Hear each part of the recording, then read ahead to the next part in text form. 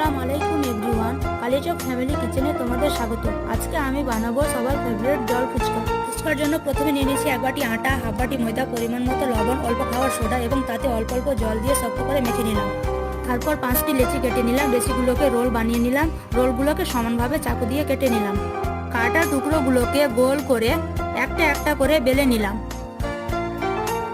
তারপর গরম তেলে দিয়ে ভেজে তেল ঝরিয়ে উঠিয়ে নিলাম। এবার আমি ফুচকার জল বানানোর জন্য একটি পাত্রে নিয়ে নিলাম তেঁতুল, পরিমাণ মতো লবণ, লঙ্কা গুঁড়ো, চাট মশলা, লেবুর পাতা, লেবুর রস, কারি পাতা, বিট লবণ এবং অল্প পরিমাণে জল। ফুচকা ছানার জন্য নিয়ে নিলাম সেদ্ধ আলু, পেঁয়াজ কুচি, লঙ্কা কুচি, পরিমাণ মতো লবণ, লঙ্কা গুঁড়ো, চাট মশলা, বিট লবণ দিয়ে ভালোভাবে মেখে নিলাম। উপর থেকে শসা কুচি, সেদ্ধ ছোলা, তেঁতুল জল দিয়ে দিলাম।